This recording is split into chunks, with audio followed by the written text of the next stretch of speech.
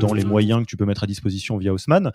C'est quoi, selon toi, les meilleures manières de faire grandir une équipe? Est-ce que ça passe par la délégation, le feedback, par la mise de moyens, la formation? Enfin, comment vous vous y prenez? Ah, encore une très bonne question. Je pense qu'il y a plein de manières de résoudre cette problématique de faire grandir. Ce qu'on a mis en place chez Haussmann, c'est plusieurs choses. D'une part, je pense que c'est un état d'esprit et vraiment se mettre en permanence, toi en tant que leader, dans la position de je veux faire grandir l'autre.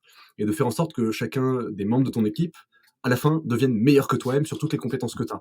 Et donc, je dis que c'est un état d'esprit parce qu'il y a des choses qui sont très formelles dont je vais te parler, mais il y a aussi beaucoup de choses qui sont très informelles, qui est qu'à chaque fois que tu briefes quelqu'un, essayer de prendre l'occasion de lui transmettre quelque chose que tu sais, de lui donner de contexte, de toi-même transmettre ce que tes propres managers t'avaient appris à l'époque. Donc, ça passe vraiment par ces petits moments informels où au quotidien, tu essayes de distiller un peu de savoir et de transmettre ce que tu sais. Donc ça, c'est le côté spirit. Et sur ce qui est un petit peu plus cadré, on fait différentes choses. Alors d'une part, comme beaucoup de startups, j'imagine, on a des performance reviews Mmh.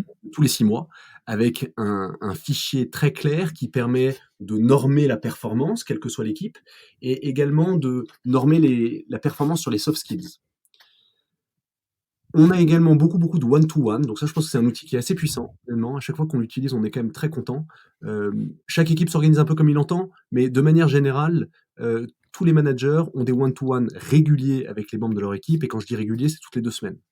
Et donc, ce one-to-one est un moment, alors, relativement informel. Il est certes booké dans le calendrier, mais on suit pas un frame particulier, contrairement aux performance review. C'est plus un moment où tu vas faire un feedback aux membres de ton équipe, en lui disant à la fois ce qui est positif, pour le dire, mais en lui disant également quels sont les points d'amélioration et comment il peut s'améliorer. Et donc, tu essaies de te mettre dans une position de coaching où non seulement tu lui amènes toi-même des éléments d'amélioration, parce que tu l'as vu avec le recul que tu as, mais tu as aussi beaucoup de choses où tu demandes tout simplement à la personne qu'est-ce que tu penses pouvoir faire pour t'améliorer, qu'est-ce que tu penses être tes points d'amélioration.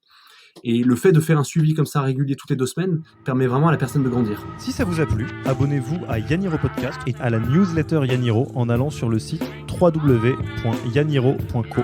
Bonne écoute!